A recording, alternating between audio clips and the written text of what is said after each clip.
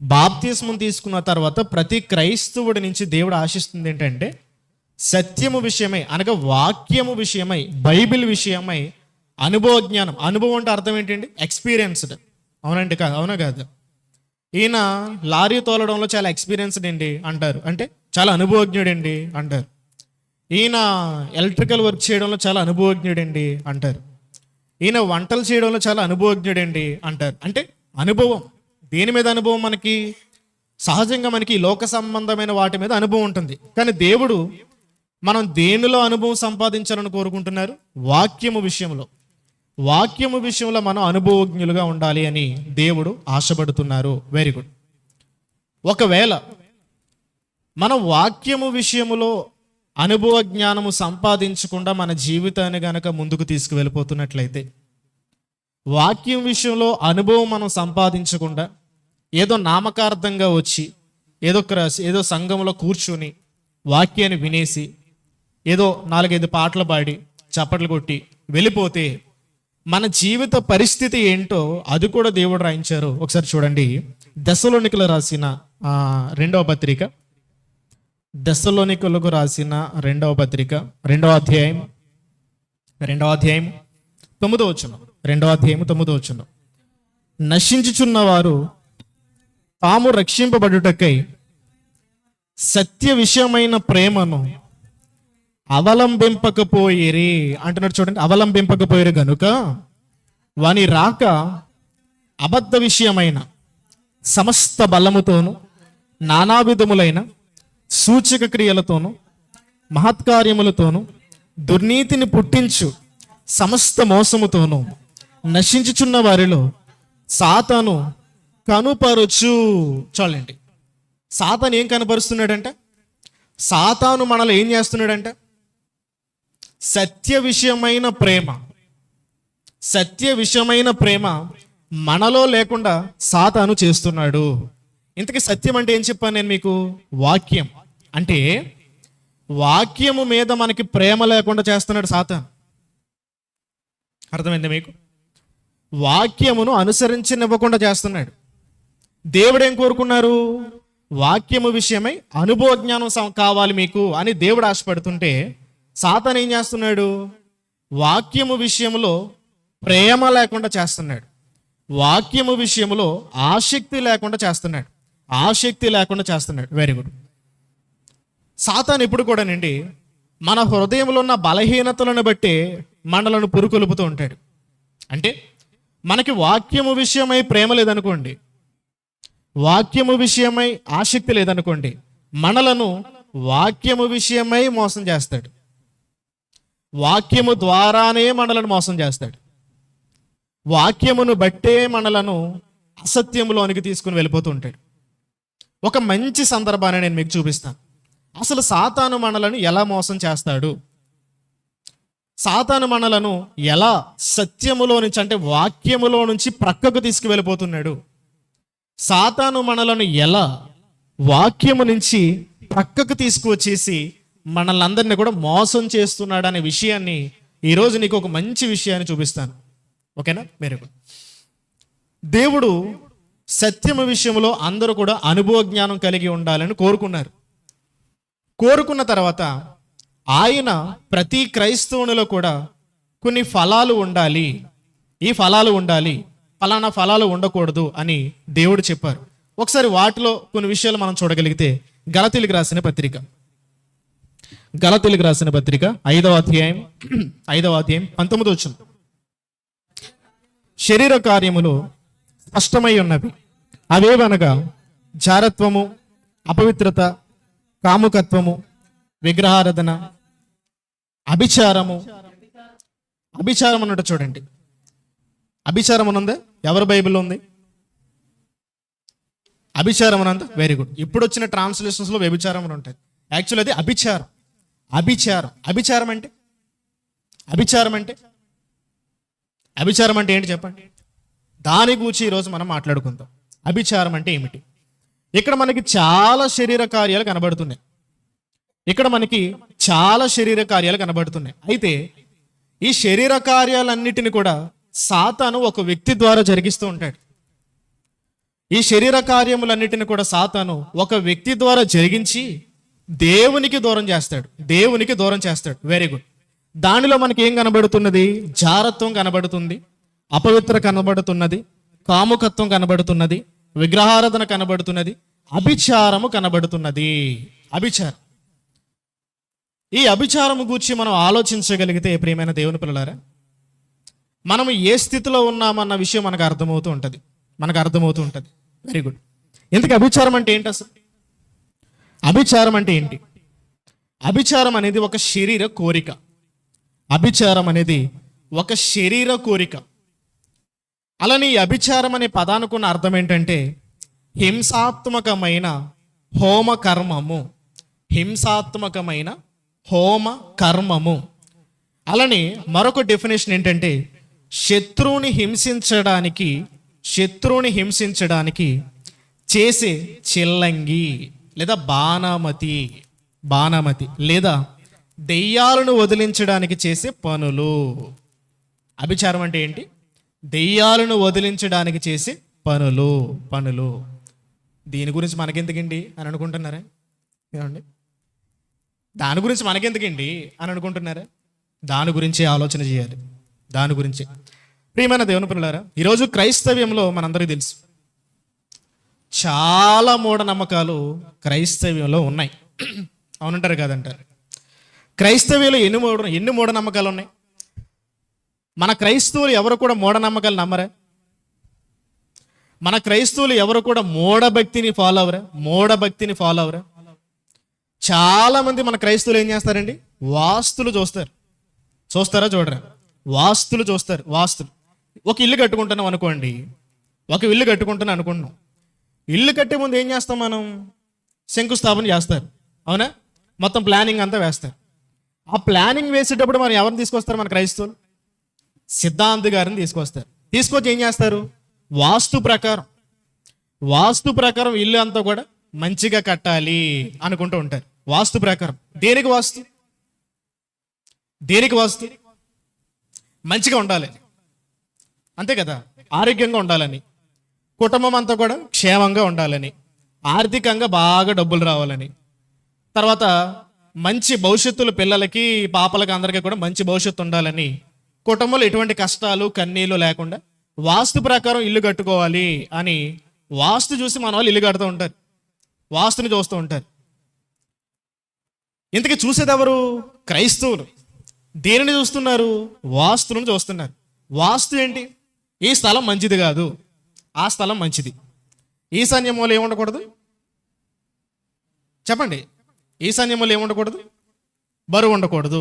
పలానా చోటన బరువు ఉండాలి. ఈశాన్య మూల లేకపోతే పలానా చోటన ఇది పెట్టకూడదు. లేకపోతే గుమ్మాలు తూర్పు వైపు ఉండాలి, లేదా నాకు తెలియదండి, తూర్పు వైపున ఉండాలి, లేకపోతే పడమర వైపున ఉండాలి, లేకపోతే దక్షిణ వైపున ఉండాలి. ఏముంటాయి కదా, అవన్నీ పెట్టుకుంటూ ఉంటారు. ఇల్లు కట్టేటప్పుడు అబ్బాయి గుమ్మాలు ఇటువైపు పెట్టకూడదండి, ఇటువైపు పెట్టాలి అని అంటూ ఉంటారు. అబ్బాయి డోర్స్ ఇటువైపు పెట్టకూడదండి, ఇటువైపు పెట్టాలి అంటూ ఉంటారు. ఎందుకు?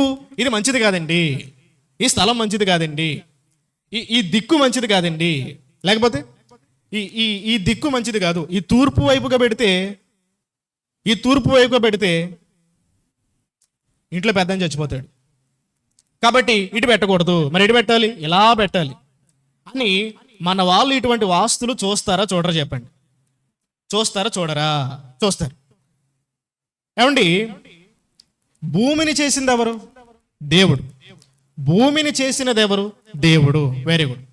దేవుడు చేసిన భూమిలో పలానాది మంచిది, పలానాది చెడ్డది అని మనం అంటున్నామంటే ఎవరిని తప్పుపడుతున్నట్టు? మనం దేవుడిని తప్పుపడుతున్నట్టు.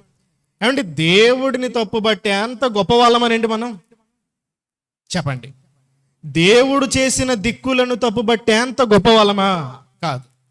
కానీ మనం ఏం చేస్తున్నాం? ఇది తప్పు, ఇది కరెక్టు, ఈ దిక్కు కరెక్టు, ఈ దిక్కు వైపు మనం పెట్టకూడదు, ఈ స్థలంలో ఇది పెట్టకూడదు, ఈ స్థలాన్ని ఇలా పెట్టాలి అని దేవుడు చేసిన భూమిలోనే తప్పులను వెతుకుతున్నాం మనం. దేవుడు చేసిన దిక్కులలోనే పలానా దిక్కు మంచిది, పలానా దిక్కు మంచిది కాదు అని దిక్కులలో తప్పులను వెతుకుతున్నాం మనం. డాక్టర్ గారి దగ్గరికి వెళ్ళారు. వెళ్ళినప్పుడు జ్వరం వస్తుంది అని చెప్పారు. ఆయన కొన్ని ట్యాబ్లెట్లు రాసిచ్చిన తర్వాత ట్యాబ్లెట్ ఆయన దగ్గర పెట్టుకెళ్ళి ఇది మంచిదా చెడ్డది అని అంటే ఆయన ఏమంటాడు చెప్పండి? ఇది మంచిదా చెడ్డదా అని అంటే ఆయన ఏమంటారు? మంచిదా చెడ్డదా అంటున్నావేంటి? మంచిది కాబట్టి చేసి ఇచ్చారు, మంచిది కాబట్టి ఇచ్చారు నీకు, అది చెడ్డదైతే ఎందుకు ఇస్తారు అని అంటాడు అనడా చెప్పండి. అట్ ది సేమ్ టైం దేవుడు మనకి మంచి దిక్కులను చేసి మన చేతికి ఇచ్చినప్పుడు, మంచి భూమిని మంచి స్థలాన్ని దేవుడు చేసి మనకి ఇచ్చినప్పుడు, ఆ భూమిలో పలానది తప్పు, ఆ భూమిలో పలానది కరెక్టు, ఈ దిక్కు తప్పు, ఆ దిక్కు తప్పు అని మనం అంటున్నామంటే ఎవరిని తప్పు పడుతున్నట్టు? దేవుడిని. ఇల్లు కట్టుకుంటున్నారు. ఇల్లు కట్టుకున్నప్పుడు ఒక ఆయన వచ్చాడు. చూడగానే ఏమంటాడండి? అలా చూసి ఒక మాట అంటాడు. ఏమని? రే మెట్లేంట్రా ఇటు పెట్టో అంటాడు. ఏరా పెట్టకూడదా? నీకు తెలియదురా బాబు, మెట్లు ఇటు పెడితే ఏమవుతుందో తెలుసా? ఆర్థికంగా నష్టపోతావు, ఆర్థికంగా వెనకబడిపోతావు. నేనేం చేశానంటే ఇలా పెట్టిన మెట్టుల్ని అటువైపు పెట్టేసరికి మొత్తం రాబడి అంతా వచ్చేసింది అని అనగానే వెంటనే ఏం చేస్తారు? మొత్తం అంతా కూడా కూల్చి మరలా మెట్లు అటువైపు కడతారు. మరలా ఈ మెట్టులు తీసి ఆ మెట్టు వైపు కట్టడానికి మరలా దానికి అప్పు, అవునా కదా? దానికి అప్పు చేసి వడ్డీలు కట్టి అప్పు తెచ్చుకొని ఇటువైపు అందంగా కట్టుకున్న మెట్టులు తీసుకెళ్ళి అటువైపు పెడతారు. ఇంతకీ అతని పేరేంటి? జోసెఫ్. అతని పేరు జోసెఫ్. చెప్పిన వ్యక్తి పేరేంటి? ఆశీర్వాదం. ఇంతకీ వీళ్ళందరూ ఎవరు? క్రైస్తవులు. ఎంత బాగుంది చూడండి, ఎంత బాగుందో చూడండి ప్రియమైన దేవుని పిల్లలారా. అలా పెట్టుకున్న తర్వాత పోనీ ఏమైనా రాబడి వస్తుందా? అస్సలు రాదు. ఆ రాబడి రాదు. చేసిన అప్పును తీర్చలేక మరలా కష్టాలు. ఇవన్నీ క్రైస్తవ్యులు ఉంటున్నాయా లేదా చెప్పండి? ఇవన్నీ క్రైస్తవులు ఉంటేనే లేదు. ఇంకా దరిద్రం ఏంటంటే మన క్రైస్తవ్యంలో చర్చిలు కట్టేటప్పుడు కూడా వాస్తులు చూస్తారు చాలామంది. చర్చిలు కట్టేటప్పుడు ఎందుకు చర్చ ఎవరిది? దేవుడిది. ఏంటి దేవుడు కొరకు నిర్మించే చర్చికే వాస్తులే? ఆలోచించండి ఒకసారి. ఎంత విడ్డూరంగా ఉందండి, ఎంత విడ్డూరంగా ఉంది అసలు. Very good. ఇంకా మన క్రైస్తవులకు ఎవరికైనా అనారోగ్యం బాగాలేదనుకోండి, మన కుటుంబంలో ఎవరికైనా అనారోగ్యం బాగాలేదనుకోండి, 2 రోజుల నుంచి బాగుంటలేదు, అది కూడా రాత్రిలే జ్వరం వస్తుంది, పగలు జ్వరం రావట్లేదు. ఏం చేస్తారు చెప్పండి? ఏం చేస్తారు? వెళ్ళిపోవడమేక. ఎక్కడికి? వెళ్ళిపోయి ఏం తెచ్చుకోవాలి? ఒక తాయిత్తు, ఒక బెల్ల తెచ్చుకొని కట్టేసుకోవాలి. ఎక్కడ? కాళ్ళకో చేతికో, మొత్తానికి ఎక్కడో కట్టుకోవాలి. కాళ్ళు కట్టుకుంటే చేతికి కట్టుకుంటే పాస్టర్ గారు చూసేస్తారని ఇంకెక్కడ కట్టుకుంటారు? తలదిండి కింద పెట్టుకుంటారు. ఎందుకు? కాళ్ళు కట్టుకుంటే పాస్టర్ గారు అడుగుతారు, లేదా చేతికి కట్టుకుంటే ఎవరు అడుగుతారు? విశ్వాసులు అడుగుతారు. మరలా వాళ్ళకి సమాధానం చెప్పలేము మనం. కాబట్టి ఎందుకు వచ్చిన గొడవలు అనుకుని కొంతమంది జోబులు వేసుకుంటారు, లేదా కొంతమంది పరసలో పెట్టుకుంటారు, కొంతమంది ఏం చేస్తారు? తలదిండి కింద పెట్టుకుంటారు. దేనికి? అనారోగ్యం తగ్గడానికి. ఏమండి? ఇంకేం చేస్తారు మన వాళ్ళు? గాలి పట్టింది అంటారు. ఏం పట్టింది? గాలి పట్టింది అంటారు. గాలి పట్టడం ఏంటి? అసలు గాలి లేకపోతే చచ్చిపోతారని మనకు తెలుసు, కానీ గాలి పట్టడం ఏంటండి? గాలి ఉంటే బ్రతుకుతారా? గాలి లేకపోతే బ్రతకరా చెప్పండి? గాలి లేకపోతే బ్రతకరు. మరి గాలి పట్టింది అంటారేంటి? అంటే గాలి పడుతుందా? గాలి పీల్చుకుంటారా? పడుతుందా? పీల్చుకుంటాం. మరి గాలి పట్టడం ఏంటి? ఎంత విచిత్రంగా ఉందో చూడండి. అంటే ఇవన్నీ కూడా క్రైస్తవ్యంలో ఉన్న మూఢాచారాలు, ఇవన్నీ కూడా క్రైస్తవ్యంలో ఉన్న మూఢనమ్మకాలు. అలానే ఏదైనా అనారోగ్యం బాగాలేదనుకోండి, ఎక్కడికైనా ఫంక్షన్కి వెళ్ళి అనారోగ్యం బాగాలేదని వచ్చారనుకోండి, ఏం చేస్తారు? తీసి ఒక ఉప్పు లేకపోతే నిమ్మకాయ లేకపోతే కరివేపాకులు తీసి అలా చుట్టి అలా రోడ్డు మీద పడేస్తారు. మరలా రోడ్డు మీద పడిపోయిన తర్వాత వాటిని తొక్కడానికి మరలా భయపడిపోతారు. ఎందుకు? ఆ దిష్టి వచ్చి మా మీద ఎక్కడ పడుతుందా అని భయం. ఇవన్నీ కూడా క్రైస్తవ్యంలో జరుగుతున్నవి. ప్రియమైన దేవుని బిడ్డలారా, అసలు మన విశ్వాసానికి ఆధారం ఏంటండి? బైబిల్. మన విశ్వాసమునకు ఆధారమైనది బైబిల్. దేవుడిని మనం విశ్వసించకుండా, దేవుడిని మనం అనుసరించకుండా, ఈ లోక సంబంధమైన వాటిలో ఒక తాయితునో, ఒక నిమ్మకాయనో, లేకపోతే ఒక కరివేపాకునో, మిరపకాయనో, వాటిలో ఏదో శక్తి ఉందని మనం భావిస్తున్నామంటే మన దేవుడి విలువ మనకేం అర్థమైంది చెప్పండి? అవునంటారా కాదంటారా? మన దేవుని విలువ మనకేం అర్థమైంది? మన దేవుని విలువే గనక మనకు అర్థమైతే ఇలా లోక సంబంధమైన వాటి వైపు పరుగులు పెడతామా? లేదు, లేదు. కొన్ని మూఢాచారాలు ఉన్నాయి. అదేంటంటే క్రైస్తవ్యంలో ఉన్న మూఢాచారాలు. ఏదైనా ఒక పెళ్లి చేయాలనుకుంటున్నారు అనుకోండి, ఏం చూస్తారు? ముహూర్తాలు చూస్తారు. ఏదైనా ఒక ఫంక్షన్ చేయాలనుకుంటున్నారు, ఏం చూస్తారు? ముహూర్తాలు చూస్తారు. ముహూర్తం ఏంటి? ముహూర్తాలు దేనికి? సమయం, మంచి సమయం. అమావాస్య రోజున ఎవరు పెళ్ళిళ్ళు చేయరు, లేకపోతే పలానా రోజున ఎవరు పెళ్ళిళ్ళు చేయరు. మంచి సమయాన్ని చూసి పెళ్లి చేస్తారు. మంచి సమయం చూసి పెళ్లి చేస్తారు. ఏమండి, ముహూర్తాలు చూసి మంచి సమయాలు చూసి పెళ్లి చేసుకున్న వాళ్ళు కాపురాలన్నీ అలాగే ఉన్నాయా? ఇక వాళ్ళ కాపురాల గొడవలు లేవా? ఇక వాళ్ళ మధ్యన గొడవలు రాలేదా? వచ్చాయి. మరి ముహూర్తాలు ఏమయ్యాయి? ముహూర్తాన్ని దేనిని ఆధారం చేసుకుని పెడతారు? సమయాన్ని ఆధారం చేసుకుని పెడతారు. అవునా కాదా? ముహూర్తాలను దేనిని ఆధారం చేసుకుని పెడతారు? సమయాలను ఆధారం చేసుకుని పెడతారు. ఒకసారి అపోస్తుల కార్యములు చూడండి. అపోస్తుల కార్యములు మొదటి అధ్యాయం. అపోస్తుల కార్యములు మొదటి అధ్యాయం 7వ వచనం. కాలములను సమయములను తండ్రి తన స్వాధీనమందుంచుకుని ఉన్నాడు, వాటిని తెలుసుకొనుట మీ పని కాదు. కాలములు సమయములు ఎవరి స్వాధీనంలో ఉన్నవంట? దేవుని స్వాధీనంలో ఉన్నవి. కాలాన్ని సృష్టించింది ఎవరు? దేవుడు. కాలాన్ని దేవుడు మన కొరకు సృష్టించి ఆ కాలంలో దేవుడు కొరకు పని చేయమని, ఆ కాలంలో దేవుడు కొరకు బ్రతకమని దేవుడు మనలను పుట్టిస్తే మనమేం చేస్తున్నాం? మంగళవారం మంచిది కాదు, శుక్రవారం మంచిది కాదు, శనివారం మంచిది కాదు, లేదా పలానా రోజున మంచిది కాదు. దేనిని? దేవుడు మన కొరకు సృష్టించి ఇచ్చిన కాలాన్ని. ఏమండి, ఒకసారి ఆలోచిద్దాం. డిసెంబర్ 31వ తారీఖున మనం ఏం ప్రార్థన చేస్తాం చెప్పండి? డిసెంబర్ 31వ తారీఖున మనం ఏమని ప్రార్థన చేస్తాము? దేవా, ఈ సంవత్సరం అంతా కాపాడావు, మంచి సంవత్సరాన్ని ఇచ్చావు, మరొక సంవత్సరాన్ని మాకు ఇవ్వండి, మరొక సంవత్సరాన్ని మా చేతికి ఇవ్వండి, మరి ఒక సంవత్సరంలో మంచిగా మేము బ్రతికేటట్లుగా చేయండి అని మనం ప్రార్థన చేస్తామో చేయమా? అంటే మరి ఒక సంవత్సరాన్ని దేవుడిని అడుగుతున్నాం మనం. మరి ఒక సంవత్సరాన్ని ఇవ్వండి అని మనం ఎవరిని అడుగుతున్నాం? దేవుడిని అడుగుతున్నాం. అడిగినందుకు దేవుడు అందరికి ఇచ్చారు. అడిగినందుకు దేవుడు మనందరికీ కూడా ప్రతి దినాన్ని ఇస్తున్నారు, ప్రతి క్షణాన్ని ఇస్తున్నారు, ప్రతి సంవత్సరాన్ని కూడా ఇస్తున్నారు. Very good. ఇప్పుడు దేవుడిచ్చిన సంవత్సరంలో మనం ఏం వెతుకుతున్నాం? తప్పులను వెతుకుతున్నాం. దేవుడిచ్చిన సంవత్సరంలో ఈ రోజు తప్పు, ఈ రోజు తప్పు కాదు, ఈ రోజు మంచిది కాదు, ఈ రోజు మంచిది అని మనం దేవుడిచ్చిన రోజుల్లోనే మంచి చెడ్డలు వెతుకుతున్నామంటే ఎవరిని తప్పుపడుతున్నట్టు చెప్పండి? దేవుడిని తప్పుపడుతున్నట్టు. మనం అసలు దేవుడు చేసిన వాటిలో తప్పులు ఉంటాయా చెప్పండి? అసలు దేవుడు తప్పు చేస్తాడా? దేవుడు తప్పు చేస్తాడు. ఒకసారి యోబు గ్రంథం చూడండి. యోబు గ్రంథము 34వ అధ్యాయం. యోబు గ్రంథము 34వ అధ్యాయం 10వ వచనం. యోబు గ్రంథము 34వ అధ్యాయం 10వ వచనం. విజ్ఞానము గల మనుషులారా, నా మాట ఆలకించుడి. దేవుడు అన్యాయము చేయుట అసంభవం అంటున్నాడు. చూడండి, దేవుడు అన్యాయము చేయుట అసంభవము, సర్వశక్తుడు దుష్కార్యము చేయుట అసంభవము. మన దేవుడు గూర్చి చెప్పబడుతున్న మాటది. ఏమని? దేవుడు అసలు తప్పు చేయడు, దేవుడు దుష్కార్యము చేయడు. ఇప్పుడు ఒకవేళ దేవుడు మనకి మంచి చెడ్డ దినాలను ఇచ్చాడు అనుకోండి, దేవుడు తప్పు చేసినట్టే కాదా? ఏమండి, దేవుడిచ్చిన దినాలలో మనం మంచి చెడ్డలు వెతుకుతున్నామంటే మనం ఎవరిని తప్పుపడుతున్నట్టు? దేవుడిని తప్పుపడుతున్నట్టు. మరి దేవుడిని తప్పుపట్టేంత గొప్ప వాళ్ళమా? కాదు. ఎందుకంటే దేవుడు తప్పు చేస్తాడా? చేయడు.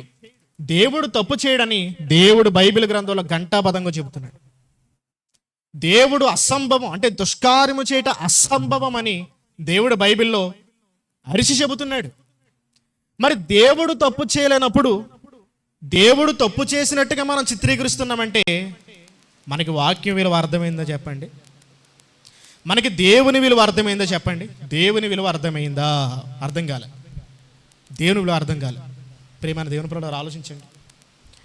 కాబట్టి దేవుడిచ్చిన ప్రతి రోజు కూడా మంచిది, దేవుడిచ్చిన ప్రతి దినము కూడా మంచిది. దేవుడు ఏ దినాన్ని కూడా తప్పుడు దినాలుగా చేయలే. దేవుడు పలానా దినాన్ని తప్పుడు చేసి పలానా రోజున మంచి రోజున చేసి, ఇటువంటిది లేదండి. మనం క్రైస్తవులుగా ఉన్నప్పుడు ఇటువంటివి మనం ఆచరించకూడదు. మనం క్రైస్తవులుగా ఉన్నప్పుడు దేవుడు చేసిన ప్రతి దినాన్ని కూడా మనం ఏం చేయాలి? ఆశీర్వాదముగా మనం భావించాలి. దేవుడు మన మీద ఉన్న దయతో, మన మీద ఉన్న కృపతో మనకు ఒక మంచి దినాన్ని ఇచ్చారని భావించి ఆ రోజులో మనం ఆయన కోసం బ్రతకాలి తప్పిస్తే ఈరోజు మంచిది కాదు అని మనం ఎట్టి పరిస్థితుల్లో అనకూడదు. సో ఇవన్నీ కూడా ఎక్కడ జరుగుతున్నాయి? క్రిస్టియానిటీలో జరుగుతున్నాయి. ఇవన్నీ కూడా ఎక్కడ జరుగుతున్నాయి? సంఘములోనికి వచ్చిన వారిలో జరుగుతున్నాయి. సంఘములోనికి వచ్చిన వారిలో. మరి సంఘములోకి వచ్చిన వారిలో జరుగుతున్నాయంటే సంఘస్థులుగా మనకి దేవుడి విలువ అర్థమైందా? క్రైస్తవులలో జరుగుతున్నాయంటే క్రైస్తవులకి దేవుడి విలువ అర్థమైందా? చెప్పండి, అర్థమైందా? ప్రియమైన దేవుని పిల్లలు ఆలోచించండి. అలానే చాలామంది మన దేశంలో ఒక మూఢనమ్మకం ఏంటంటే, బుధవారం ఒకవేళ ఆడపిల్ల పుట్టింది అనుకోండి, ఏం చేస్తారు? అరిష్టం అంటారు. బుధవారం కనుక ఆడపిల్ల పుడితే అరిష్టం. చాలామంది మన దేశంలో ఏం చేస్తారంటే, అలా బుధవారం ఆడపిల్ల పుట్టిందని కొంతమంది చెత్తబొట్లో పడేసిన వాళ్ళు కూడా లేకపోలేదు, కొంతమంది చంపిన వాళ్ళు కూడా లేకపోలేదు. దేనికి? అరిష్టం. ఎప్పుడు పుడితే? బుధవారము పుడితే. అసలు బిడ్డలు పుట్టించేది ఎవరు చెప్పండి? దేవుడు. అంటే దేవుడు బుధవారం పుట్టించి తప్పు చేశాడా? అంతే కదా. మరి దేవుడు బుధవారం పుట్టించి తప్పు చేశాడు అంటే ఇప్పుడు తప్పు ఎవరు చేసినట్టు? దేవుడు చేసినట్టు. అంటే మన మూఢభక్తులు ఎక్కడ తీసుకువెళ్తున్నాయంటే దేవుడిని తప్పుడు వాడిగా చిత్రీకరిస్తున్నాయి. చాలా ప్రమాదకరం ఇది. మన మూఢభక్తులు ఎక్కడ తీసుకెళ్తున్నాయంటే, మన అవిశ్వాసం ఎక్కడ తీసుకెళ్తుందంటే దేవుడు తప్పుడు వాడిగా చిత్రీకరిస్తున్నాయి. దీనిని బైబిల్లో అభిచారము అని అన్నాడు. అభిచారం అన్నాడు. ప్రియమైన దేవుని పిల్లలారా, ఇవన్నీ అసలు మనం పాటించవచ్చా? ఇవన్నీ మనం చేయొచ్చా? ఇవన్నీ మనం అనుసరించవచ్చా? వీటి గురించి అసలు బైబిల్ ఏం చెబుతుంది అన్న విషయాలు, కొన్ని విషయాలు మనం చూడగలిగితే ద్వితీయోపదేశకాండం 18వ అధ్యాయం 10వ వచనం. ద్వితీయోపదేశకాండము 18వ అధ్యాయం, ద్వితీయోపదేశకాండం 18వ అధ్యాయం 10వ వచనం. తన కుమారునినైనను తన కుమార్తెనైనను అగ్నిగుండము దాటించు వాడినైనా, శకునము చెప్పు సోదెగానినైనను, మేఘశకునములను గాని సర్పశకునములను గాని చెప్పువానినైనను, చిల్లంగి వానినైనను, మాంత్రికునైనను, ఇంద్రజాలకునైనను, కర్ణ పిశాచి నడుగువానినైనను, దెయ్యముల యొద్ద విచారణ చేయవానినైనను మీ యొద్ద ఉండనీయకూడదు. మీ యొద్ద ఉండనివ్వకూడదు అంటున్నాడు. చూడండి, మీ యొద్ద ఉండనివ్వకూడదు. ఎవరి యొద్ద? దేవుని సమాజము యొద్ద. ఈరోజు ఏవి ఉండకూడదని దేవుడు కోరుకున్నాడో అవే వచ్చి పడ్డాయి. దెయ్యాలు పడతాయి. చాలా మందికి దెయ్యాలు పడతాయి. ఎక్కడికి వెళ్ళిపోతారు? మాంత్రికుల దగ్గరికి వెళ్ళిపోతారు. వెళ్ళిపోయి ఏం చేస్తారు? మా అమ్మాయికి బాగుంటలేదండి, చాలా రోజుల నుంచి దెయ్యం పట్టేస్తుందండి, ఏవేవో పిచ్చిగా అరుస్తుందండి, ఏవేవో పిచ్చిగా మాట్లాడుతుందండి, నిద్రలో లేచి నడుస్తుందండి, కొంచెం ఏంటో చూడండి అని అంటూ ఉంటారు. అన్నప్పుడు వాళ్ళు ఏం చేస్తారు? ఏవో మంత్రాలు చదివి, ఏం లేదమ్మా అంత బాగానే ఉంది అని ఒక తాయితీ ఇస్తాడు, లేదా ఒక నిమ్మకాయ ఇస్తాడు, ఇచ్చి పంపించేస్తాడు. ఫీజు ఎంత? 1000 రూపాయలు. అండ్ ఆ నిమ్మకాయ మన ఇంటికి దగ్గర దొరకదా? ఆ తాడేది మన ఇంటి దగ్గర దొరకదా? ఉంటాయి కదా. మరలా ప్రత్యేకంగా వాళ్ళ దగ్గరికి వెళ్ళి నిమ్మకాయ తాడిని తెచ్చి వాళ్ళకు ఒక 1000 ఇచ్చి ఇవన్నీ చేసుకోవాల్సిన అవసరం దేనికి? ఆలోచించిన ప్రియమైన దేవుని పిల్లలారా, అంటే మన విశ్వాసం దీని వరకే పరిమితమా? ఎంతో గొప్ప స్థాయిలో దేవుడు మనల్ని చూడాలనుకుంటుంటే మనం ఏం చేస్తున్నాం? ఇటువంటి దేవుడికి వ్యతిరేకమైన వాటి వైపు మనం పరుగులు తీస్తున్నాం. అమ్మో, ఆమెకి దెయ్యం పట్టిందండి. ఎందుకు వచ్చింది అంటారేంటండి? ఆమె పగబెట్టుకుందండి. పగబెట్టుకుని అందరి మీద వాలిపోతుందండి. అందరి మీదకి వచ్చేసి వాలిపోయి పడిపోతుందండి. ఆమె చాలా కోపంతో ఉందండి అంటారు. ఎవరామె? దెయ్యం. అసలు బైబిల్ వాటి గురించి ఏం చెబుతుంది? ఒకసారి ప్రసంగి గ్రంథం చూడండి. చనిపోయిన వారి గురించి బైబిల్ ఏం చెబుతుంది? ప్రసంగి గ్రంథము 9వ అధ్యాయం. ప్రసంగి గ్రంథము 9వ అధ్యాయం 5వ వచనం నుంచి 5వ వచనం.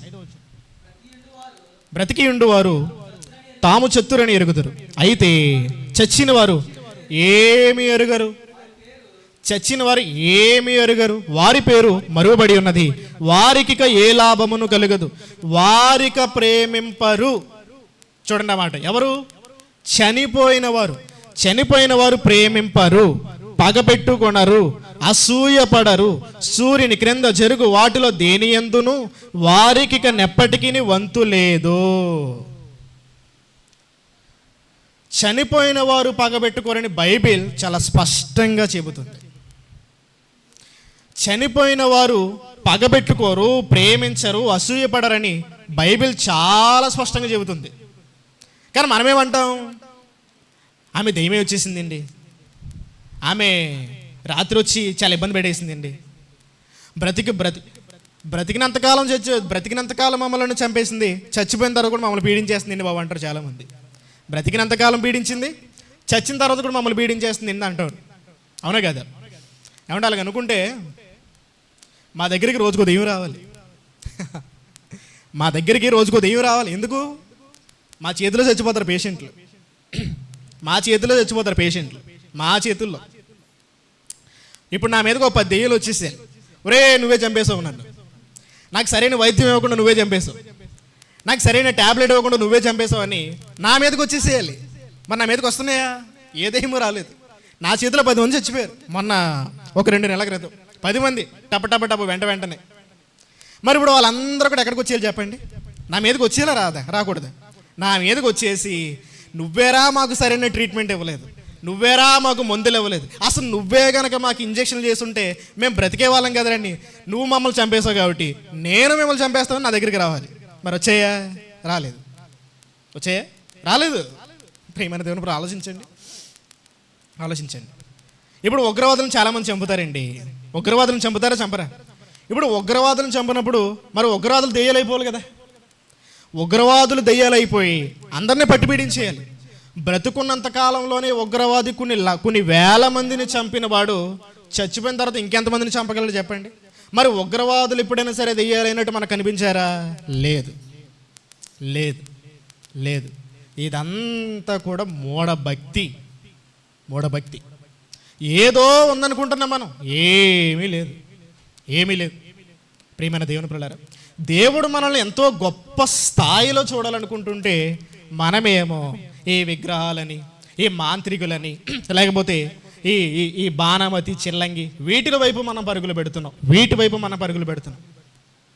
ఒకసారి ఒక మాంత్రికుడు నాతో ఒక మాట అన్నాడండి. అదేంటంటే నన్ను అడుగుతున్నాడు, ఏమని?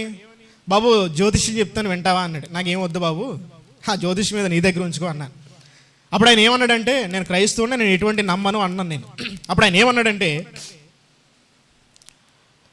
చాలామంది క్రైస్తవులు చెప్పించుకుంటున్నారు బాబు నా చేత, నువ్వు చెప్పించుకోవడానికి ఏంటి అన్నాడు. తల కొట్టుకున్నాను. సిగ్గొచ్చింది నాకు, అసలు సిగ్గేసేసింది. చాలామంది క్రైస్తవులు చెప్పించుకుంటున్నారు, నువ్వేమైనా పెద్ద ప్రత్యేకమా? వాళ్ళే చెప్పించుకుంటున్నప్పుడు నువ్వు చెప్పించుకోవడానికి ఏంటి అన్నాడు. అసలు ఏం మాట్లాడు నాకేం అర్థం కాలేదు. అసలు ఏం మాట్లాడతాం చెప్పండి?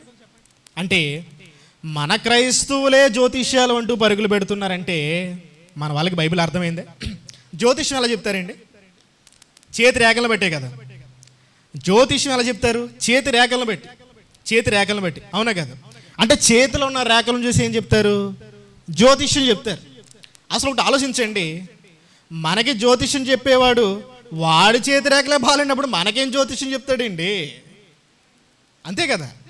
అసలు వాడు బ్రతికే బాగాలేదు, అసలు వాడే బాగుంటే మనకెందుకు జ్యోతిష్యం చెప్తాడు? వాడు కోటీశ్వరుడు అయిపోతాడు కదా. అవునా కదా చెప్పండి? వాడి భవిష్యత్తే బాగాలేనప్పుడు మన భవిష్యత్తుని చెప్తాడు. అంటే ఇది ఒక మాయ. పోనీ ఇక్కడ చేతి రేఖలు చూసి చెప్తున్నాడు జ్యోతిష్యం ఎక్కడ చెప్తారు? ఇక్కడ చేతి రేఖలు చూసి చెప్తూ ఉంటారు. మరి ఎక్కడ రేఖలు ఎవరికి ఇస్తారు? మరి శరీరం అంతా ముడతలు, శరీరం అంతా బోలు రేఖలు. మరి ఆ శరీర రేఖలకు జ్యోతిష్యం లేదా? ప్రియమైన దేవుని ప్రజలు ఆలోచించండి. బైబిల్లో ఒక మంచి మాట ఉంది, ఒకసారి చూడగలిగితే ప్రసంగి గ్రంథము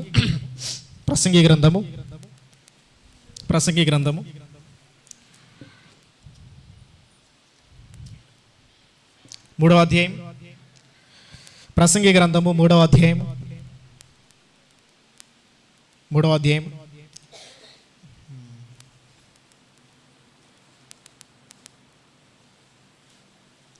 19వ వచనం నుంచి 19వ వచనం.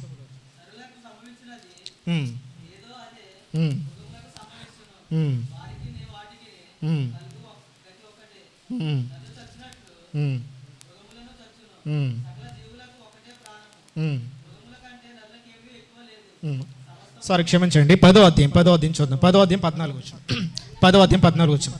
కలుగబోవునది ఏదో మనుష్యులు ఎరుగక ఉండినను. 10వ అధ్యాయం 14 వచనం, ప్రసంగి గ్రంథం. కలుగబోవునది ఏదో మనుషులు ఎరుగకుండినను బుద్ధిహీనులు విస్తారముగా మాట్లాడుదురు. చూడండి, బైబిల్ ఎంత స్పష్టంగా చెబుతుందో. బైబిల్ ఎంత స్పష్టంగా చెబుతుందో చూడండి. కలుగబోవునది ఏదో మనుషులకి తెలియదు. కలుగబోవునది ఏదో మనుషులకి తెలియదు. తెలియకపోయినా ఎలా మాట్లాడతారంట? బుద్ధిహీనంగా మాట్లాడతారు. ఇంకా, నరుడు చనిపోయిన తరువాత ఏమి జరుగునో ఎవరికి తెలియను. ఊరికి పోవు త్రోవ ఎరిగిన వారై బుద్ధిహీనులు తమ ప్రయాసము చేత ఆయాసపడుదురు. కలుగబోవునది ఏదో నరుగులు తెలియకపోయినా ఏదో బుద్ధిహీనంగా మాట్లాడుతుంటారు. ప్రియమైన దేవుని పిల్లలు, ఆలోచించండి. కాబట్టి ఇటువంటి జ్యోతిష్యాల వైపు మనం పరుగులు పెట్టకూడదు. భవిష్యత్తును చెప్పాలంటే దేవుడే చెప్పాలండి. భవిష్యత్తును తెలియచేయాలంటే దేవుడే తెలియచేయాలి. మనిషికి ఏం తెలుసు చెప్పండి భవిష్యత్తు? ఇప్పుడు జ్యోతిష్కాలు చెప్పే వాళ్ళ భవిష్యత్తు వాళ్ళకి తెలుసా? పోనీ వాళ్ళు ఎప్పుడు చనిపోతారు వాళ్ళకి తెలుసా? పోనీ వాళ్ళ మరణదినం వాళ్ళకి తెలుసా? తెలియదు. వాళ్ళ మరణదినమే వాళ్ళకి తెలియనప్పుడు మన మరణదినం గురించి వాళ్ళు ఏం చెప్తారు చెప్పండి? అంతే కదా. ఏమండి, ప్రపంచం మీదకి కరోనా వస్తుంది అని ఎవరన్నా చెప్పారా? మరి చెప్పుంటే అందరూ బ్రతికేద్దరు కదా. ప్రపంచం మీదకి కరోనా వచ్చేస్తుంది, అందరూ కూడా చంపబడతారు, అందరూ కూడా తెగులు చేత చచ్చిపోతారని ఏ జ్యోతిష్కుడైనా చెప్పాడా? చెప్పలేదు. మరి చెబితే అందరూ బ్రతికేవారు కదండి. ప్రపంచం మీదకి వచ్చి ఒక మహమ్మారి గూర్చి చెప్పలేని వాడు మన భవిష్యత్తు చెప్తాడంటే అది ఎంత విడ్డూరం చెప్పండి, ఎంత విడ్డూరం. కాబట్టి ప్రియమైన దేవుని పిల్లలారా, ఇటువంటివన్నీ కూడా మూఢభక్తి. ఇవి మనలను దేవుడికి దూరం చేస్తాయి. మనం నమ్మిన దేవుడు చాలా శక్తివంతుడండి. మనం నమ్ముకుంటున్న దేవుడు గొప్పవాడు. అటువంటి దేవుడును మనం వదిలేసి ఇటువంటి మూఢాచారాల వైపు మనం పరుగులు తీస్తున్నట్లయితే మనం దేవుడిని విశ్వసించలేనట్ట చెప్పండి. దేవుడిని విశ్వసించలేనట్ట. ఆలోచించండి. ఒక హోటల్కి వెళ్ళినప్పుడు అక్కడ టిఫిన్ బాగాలేదని చెప్పారు. అప్పుడు మరలా మనం ఏం చేస్తామండి? మరొక హోటల్కి వెళ్తాము. ఎందుకు? అక్కడ బాగాలేదు కాబట్టి. అవునా కదా? ఇప్పుడు క్రైస్తవ్యంలోనికి వచ్చిన తర్వాత, బైబిల్ నేర్చుకున్న తర్వాత, సంఘంలోనికి వచ్చిన తర్వాత మన విశ్వాసాన్ని కాదని మరొక విశ్వాసమును మనం ఆశ్రయిస్తున్నట్లయితే దీనిలో లోపం ఉందనే కదా అర్థం. ఆలోచించండి. దీనిలో లోపం ఉంది కాబట్టే మన దేవుడు స్వస్థపరచలేని శక్తిహీనుడని మనం భావిస్తున్నాము. కాబట్టి ఎక్కడికి ఆశ్రయిస్తున్నారు? మాంత్రికుల దగ్గరికి వెళ్తున్నారు. ఎందుకు? వాళ్ళ దగ్గర శక్తి ఉందని నమ్ముతున్నారు. ఇప్పుడు వాళ్ళ దగ్గర శక్తి ఉందని నమ్ముతున్నట్లయితే మన దేవుడికి శక్తి ఉందన్నట్ట లేనట్ట? వీళ్ళ లెక్క ప్రకారం లేనట్టు. అంటే మన దేవుడు స్వస్థత చేయలేని అమాయకుడు, మన దేవుడు స్వస్థత చేయలేని శక్తిహీనుడు అని మన వాళ్ళు నమ్ముతున్నారు. కాబట్టి ఎక్కడికి వెళ్తున్నారు? మూఢాచారాల వైపు వెళ్తున్నారు. అంటే మన విశ్వాసం ఇంతవరకేనా? ఇదా మనం దేవుడు నమ్మింది? ఇందుకా మనం దేవుని విశ్వసిస్తుంది? మరి ప్రపంచంలో మా దేవుడే గొప్పవాడు మనం చెబుతున్నాం. ప్రపంచంలో మా దేవుడికి మించిన వాడు ఏ దేవుడు లేడని మనం ప్రకటిస్తున్నాం. ప్రపంచంలో బైబిలే గొప్పదని మనం చెబుతున్నాం. ప్రపంచంలో బైబిల్ గొప్పదని చెప్పిన మనం, మా దేవుడే గొప్పవాడని చెప్పిన మనం ఎందుకండి మరొక విశ్వాసమును మనం ఆశ్రయించాలి? అంటే మన దేవుడు స్వస్థపరచలేనివాడా? మన దేవుడు స్వస్థత చేయలేనివాడా? మన దేవుడు మన కుటుంబంలో సమస్యలను తీర్చలేనివాడా? మన దేవుడు మనకు వస్తున్న కష్టాలను పోగొట్టలేనివాడా? అందుకా మనం వేరే వాటిని ఆశ్రయించాలి. అందుకా మనం వేరే విశ్వాసములోనికి వెళ్ళి వాటిని ఆశ్రయించాలి. ఆలోచించండి ప్రియమైన దేవుని పిల్లలారా, ఆలోచించండి. కాబట్టి ఇవన్నీ కూడా మూఢభక్తి. అలానే లేవీకాండం 19:31 చూడండి. లేవియా కాండము 19 లేవీకాండం 19:31 కాదండి, 19:31. కర్ణపిశాచి గలవారి దగ్గరికి పోకూడదు. చూడండి అన్నమాట, కర్ణపిశాచి గలవారి దగ్గరికి వెళ్ళకూడదు. ఎవరు చెబుతున్నారు ఈ మాట? దేవుడు చెబుతున్నాడు, వెళ్ళకూడదు. సోదెగాండ్రును వెదికి వారి వలన అపవిత్రత కలగజేసుకొనడదు. ఎందుకంటే నేను మీ దేవుడినైన యెహోవాను. నేను ఎవరనుకుంటున్నారు? మీ దేవుడినైన యెహోవాను. నేను ప్రపంచంలో ఉన్న అన్ని గొప్పల దేవుడి కంటే నేనే గొప్పవాడినని చెప్పినప్పటికీ, గొప్ప దేవుడినైనా నన్ను మీరు విశ్వసించినప్పుడు, గొప్పవాడినైనా మీరు నా దగ్గరికి వచ్చినప్పుడు, నన్నే మీరు నమ్ముకుని బ్రతుకుతున్నప్పుడు, నన్ను కాదని వేరే వాళ్ళ దగ్గరికి వెళ్తున్నారంటే అసలు మీరు నా పిల్లలే కాదంటున్నాడు దేవుడు. ఆలోచించండి. ఈరోజు మనం అందరం కూడా సంఘంలోనికి వచ్చి దేవుడికి ప్రార్థిస్తున్నాం. మరి ప్రార్థించే మన దేవుడిని వదిలేసి ఇహలోక సంబంధమైన వాటిని మనం ఆశ్రయిస్తున్నట్లయితే మన దేవుణ్ణి విశ్వసించున్నట్ట, మన దేవుణ్ణి నమ్ముతున్నట్ట, నమ్మట్లేనట్ట. మన దేవుడు స్వస్థత చేయగలడు అని నమ్ముతున్నట్ట, స్వస్థత చేయలేడు కాబట్టి మనం వేరే వాళ్ళ దగ్గరికి వెళ్తున్నట్ట. ఆలోచించండి ప్రియమైన దేవుని ప్రియులారా. అంటే ఇండైరెక్ట్గా మనం మన దేవుడిని తప్పుపడుతున్నాము. ఇండైరెక్ట్గా మనం మన దేవుడిని ఒక శక్తిహీనుడిగా చూపిస్తున్నాం. ఆలోచించండి. అలానే లేవీకాండం 20:27 చూడండి. లేవీకాండము చదవండి.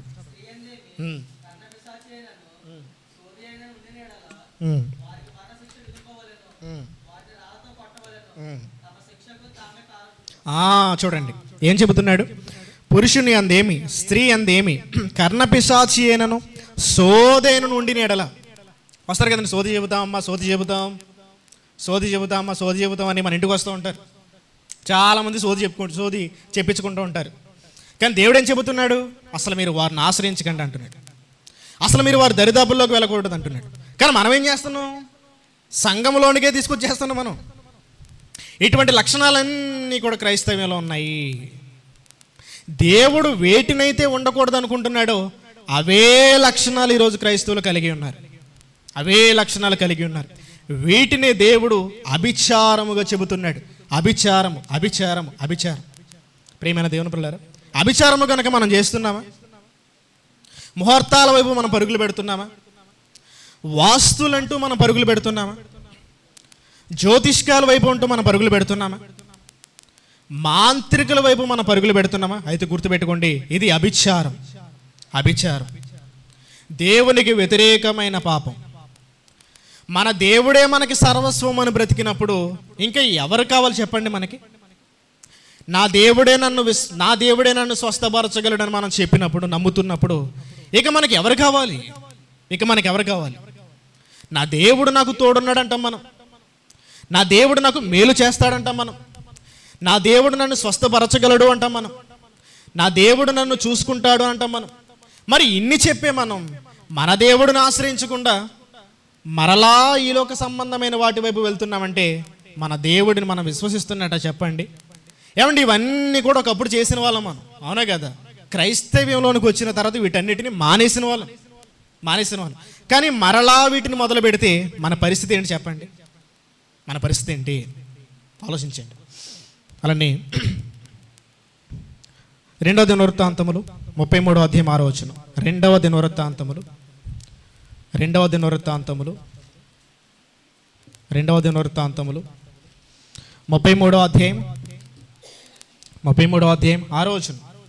33వ అధ్యాయం 6వ వచనం. బెన్హిన్నోములో యందు అతడు తన కుమారులను అగ్నిగుండము దాటించి ముహూర్తములను విచారించుచు మంత్రములను చెల్లంగితనమును వాడుక చేయుచు కర్ణపిశాచములతోనూ సోదెగాండ్రతోనూ సాంగత్యము చేయుచు. యెహోవా దృష్టికి అది ఎలా ఉన్నదంట? చూడండి, యెహోవా దృష్టికి అది ఎలా ఉన్నది? బహు చెడ్డగా. అంటే సోదిని ఆశ్రయించడం, మాంత్రికులను ఆశ్రయించడం, చిల్లంగితనాన్ని ఆశ్రయించడం, ముహూర్తాలు చూడడం ఇది దేవుని దృష్టికి బహు చెడ్డది, బహు చెడ్డది. మనం ఎంత మంచి వాళ్ళమంటేనండి, మనం ఎంత మంచి వాళ్ళమంటే ముహూర్తాలు చూసి వాస్తులు చూసి అయ్యగారు ప్రార్థన చేయండి అంటాం. మనం ఏవి చూసి?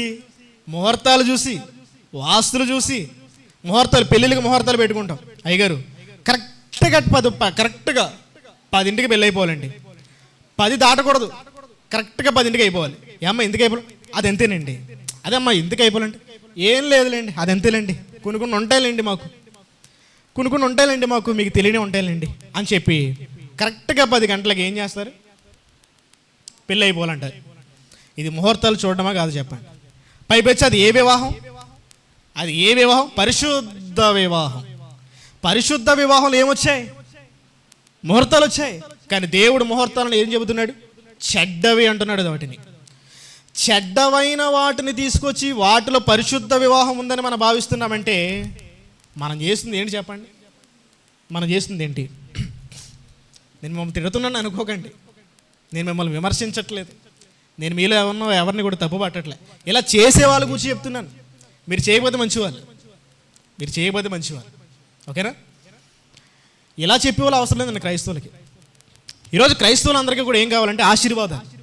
ఈరోజు క్రైస్తవులందరికీ కూడా ఏం కావాలంటే దీవెనలు, మేలులు, స్వస్థతలు జరిగిపోవాలి, అద్భుత కార్యాలు జరిగిపోవాలి, స్వస్థత చాలా వెళ్ళిపోవాలి. అంతేకాని వాక్యం అవసరం లేదా? మనల్ని రక్షించేది ఏంటి అసలు? ఏమండి, మన ఆత్మను పరలోకానికి చేర్చేది ఏంటో తెలుసా? మన ఆత్మను పరలోకానికి చేర్చేది ఏంటి? చూడండి ఒకసారి యాకోబు రాసిన పత్రిక, యాకోబు రాసిన పత్రిక 1వ అధ్యాయం 21. యాకోబు రాసిన పత్రిక 1వ అధ్యాయం 21. అందుచేత సమస్త కల్మషమును విర్రవీగుచున్న దుష్టత్వమును మాని లోపల నాటబడి మీ ఆత్మలను రక్షించుటకు శక్తిగల వాక్యమును, శక్తిగల వాక్యమును అంటున్నాడు చూడండి. అంటే ఆత్మలను రక్షించేది శక్తి కలిగిన వాక్యం. దానికోసం మనం మందిరానికి రావాలి, దానికోసం మనం సంఘముగా కూడుకోవాలి. మన ఆత్మలను రక్షించే శక్తి గల వాక్యము ఈరోజు దైవజనుడి నోటి నుంచి మనకు వినబడుతుంది. కాబట్టి దానిని స్వీకరించి మన ఆత్మలను రక్షించుకుందాము. మన ఆత్మలను రక్షించుకుని పరలోకానికి మనందరం కూడా వెళ్తాము. మన భక్తి జీవితంలో వేటినైనా సరి చేసుకోవాల్సి ఉంటే వాటిని సరి చేసుకుందాము. మన విశ్వాసంలో వేటినైనా సరి చేసుకోవాలని అనుకుంటే వాటిని సరి చేసుకొని విడిచిపెట్టవలసినవన్నీ కూడా విడిచిపెట్టి దేవుని రాజ్యానికి మనం వెళ్ళాలి. ఆత్మలను రక్షించే శక్తి గల వాక్యాన్ని నేర్చుకోవడానికి నేను వెళ్ళాలి అన్న మనసుతో రావాలి మనం. కానీ చాలామంది క్రైస్తవులు స్వస్థతల కోసం, ఆశీర్వాదాల కోసం, మేలుల కోసం, ఏమండి జీవితంలో ఏదో జరగాలని, జీవితంలో ఏదో పొందుకోవాలని వీటి కోసమే ప్రాగులు పడుతున్నారు. ఏమండి వెళ్ళారు, జరిగింది, మరలా ఇంకొక అవసరం ఉంటుందా రాదా? మరలా ఇంకొక అవసరం వస్తుందా రాదా? వస్తుంది. మనిషికి చచ్చేంత వరకు కోరికలు ఉంటాయండి, మనిషికి చచ్చేంత వరకు అవసరతలు ఉంటాయి. అలాని అవసరతల కోసమే దేవుని విశ్వసించాలి చెప్పండి? మనిషి చచ్చేంత వరకు కోరికలు ఉంటాయి, కోరికల కోసమే దేవుడి దగ్గరికి రావాలి. ఇప్పుడు మన తల్లిదండ్రులు ఉన్నారు అండ్ తల్లిదండ్రుల దగ్గరికి పిల్లలు వచ్చి, డాడీ నువ్వు నాకు అవసరాలు తీరుస్తున్నావు కాబట్టి నేను నిన్ను డాడీగా పిలుస్తున్నాను అని అంటే ఏం చేస్తాడు తండ్రి? దవ్వడబ్బులు రాలగొడతాడు. అవునే కదా? ఏంట్రా పిచ్చి పిచ్చిగా మాట్లాడుతున్నావా? నేను నిన్ను కన్నాను, కన్నందుకు నువ్వు నా కొడుకువి, కన్నందుకు నేను నీ తండ్రిని, అంతేగాని అవసరాలు తీరుస్తున్నందుకు కాదు అని అంటాడు చెప్పండి. మరి ఇప్పుడు దేవుడి దగ్గరికి మనం అవసరాల కోసమే వస్తున్నట్లయితే ఇప్పుడు దేవుడు ఏం చేయాలి? కాబట్టి ప్రియమైన దేవుని పిల్లలు, దేవుడి దగ్గరికి ఎప్పుడు కూడా మన అవసరాలకు రాకూడదు. దేవుడు చేయడంటే చేస్తాడు. మనం భక్తిగా బ్రతికితూ వాక్యాన్ని కనుక మనం నేర్చుకుంటూ వాక్యాన్ని కనుక మన జీవితంలో పెట్టుకుంటే దేవుడు మన ఎడల మేలులు చేస్తాడు. కానీ మేలుల కోసమే మనం వెళ్ళకూడదు. ఒకటి ఎప్పుడు కూడా గుర్తుపెట్టుకోండి, మన జీవితంలో ఎంత నష్టపోయినా దేవుడి మీద ఉన్న మనకి విశ్వాసం ఉంటుంది చూసారు, అది ఎట్టి పరిస్థితుల్లోనూ ప్రక్కకు వెళ్ళకూడదు. యోబు గారు చూడండి, యోబు గారు తెలుసు కదా, ఆయనకి ఎన్ని పోయాయి? పిల్లలు చనిపోయారు, ఆస్తి పోయింది, కుమారులు పోయారు, ఆయన ఆరోగ్యం కూడా బాగలేదు. మరి ఇప్పుడు యోబు గారు మాంత్రికులను ఆశ్రయించారా? యోబు గారు జ్యోతిష్కుని దగ్గరికి వెళ్ళారా? మాంత్రికుడి దగ్గరికి వెళ్ళి, అయ్యా నా పిల్లలు చనిపోయారు, నా కుటుంబ పరిస్థితి ఏం బాగాలేదు, నా ఆరోగ్యం కూడా ఏం బాగాలేదు, కొంచెం నా భవిష్యత్తు ఏంటో చెప్పండి, ఏదైనా ఒక తాయెత్తు ఉంటే ఇవ్వండి, నేను కట్టుకుంటాను, నా జీవితం అంతా కూడా బాగుంటుందేమో అని యోబు గారు అన్నారా? లేదు. ఏమన్నారు? యెహోవా ఇచ్చాను, యెహోవా తీసుకొనేను. ఇదండి విశ్వాసం. ఇది మనకు ఉండవలసిన విశ్వాసం. ఇది క్రైస్తవులుగా మనం కలిగి ఉండవలసిన విశ్వాసం. బైబిల్లో ఒక మంచి సందర్భాన్ని చూపించి నేను ముగిస్తాను. చూడండి, మత్తయి సువార్త 9వ అధ్యాయం. మత్తయి సువార్త 9వ అధ్యాయం 20 వచనం.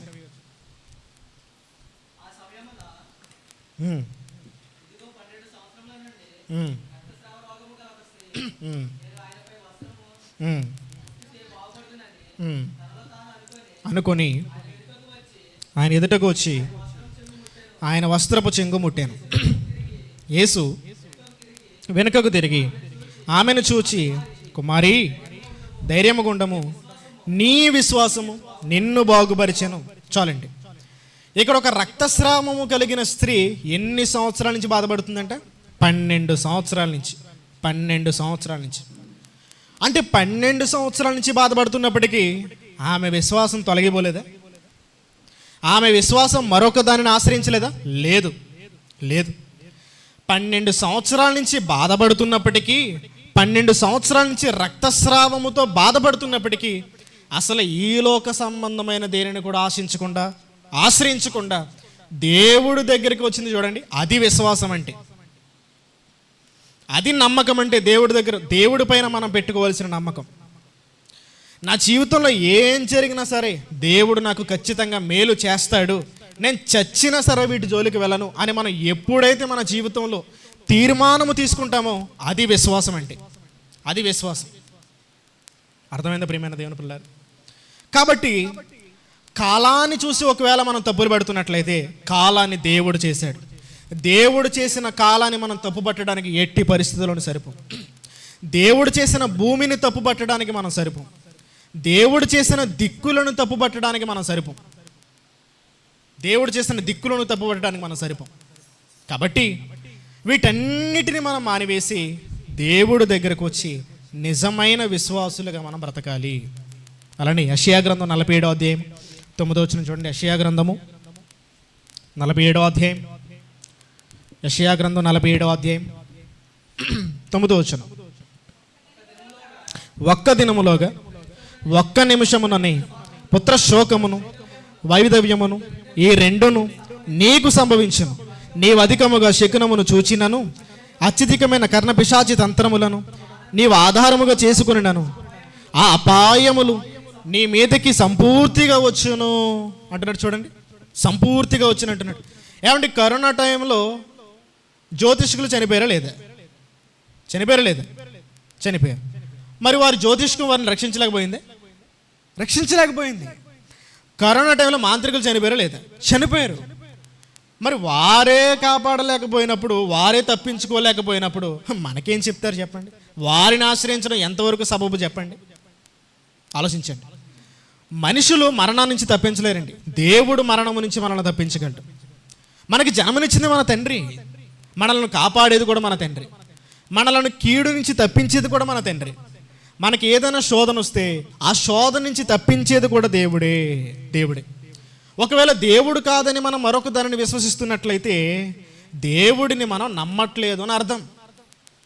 ఒకవేళ ఏమైనా సమస్యలు ఉన్నాయా? ప్రార్థన చేసుకోండి. కుటుంబ ప్రార్థన పెట్టుకొని ఆ సమస్యల నిమిత్తం ప్రార్థన చేయండి, కన్నీటి ప్రార్థన చేయండి, మోకాలు వేసి ప్రార్థన చేయండి. అప్పుడు దేవుడు స్వస్థత చేస్తాడు. అంతేగాని మనం ప్రార్థనలు చేయకుండా, కుటుంబ ప్రార్థనలు పెట్టుకోకుండా, కన్నీటి ప్రార్థన కూడా మనం ఆశ్రయించకుండా మన ఇహలోక సంబంధమైన వాటి వైపు వెళ్ళిపోతే అది విశ్వాసమే కాదు. అసలు మనం క్రైస్తవులంగా కూడా పిలవడం, మనం అభిచారణం అయిపోతాం. మన శరీర కోరికల వైపు పరుగులు పెడుతున్నట్టు, మన విగ్రహారాధన చేస్తున్నట్టు ఆలోచించండి. కాబట్టి ప్రియమైన దేవుని పిల్లలారా, ప్రపంచంలో ఉన్న గొప్ప దేవుడిని మనం విశ్వసిస్తున్నప్పుడు మనము కూడా అంతే గొప్పగా విశ్వసించాలి. అసలు క్రైస్తవులు అంటే ఏంటో తెలుసానండి? విశ్వాసము అనే పదానికి రూపం. క్రైస్తవుడు అంటే విశ్వాసము అనే పదానికి రూపం. అసలు మనల్ని చూడగానే ఒక విశ్వాసమునకు డెఫినేషన్ కనబడాలి. అలా మనం ఉండకుండా అవిశ్వాసులుగా మనం బ్రతుకుతున్నట్లయితే మనం క్రైస్తవులు ఏమాత్రం అవ్వం. చివరికి వచ్చిన చూసుకుందాం. కీర్తనల గ్రంథం 16వ అధ్యాయం 4వ వచనం. చివరి వచనంగా కీర్తనల గ్రంథము 16వ అధ్యాయం 4వ వచనం. యెహోవాను విడిచి, చూడండి చాలా జాగ్రత్తగా చూడండి, అందరూ చదవండి. యెహోవాను విడిచి వేరొకరిని అనుసరించి వారికి శ్రమలు విస్తరించును. ఇప్పుడు చెప్పండి, మన దేవుణ్ణి కాదని ఇహలోక సంబంధమైన వాటిని మనం అనుసరిస్తే ఏమొస్తాయి అంటున్నాడు? శ్రమలు పోవడం కాదు, శ్రమలు వస్తాయి అంటున్నాడు దేవుడు. కానీ మనం ఏం చేస్తున్నాం? శ్రమలు పోవాలని దేవుడిని విడిచిపెడుతున్నాం.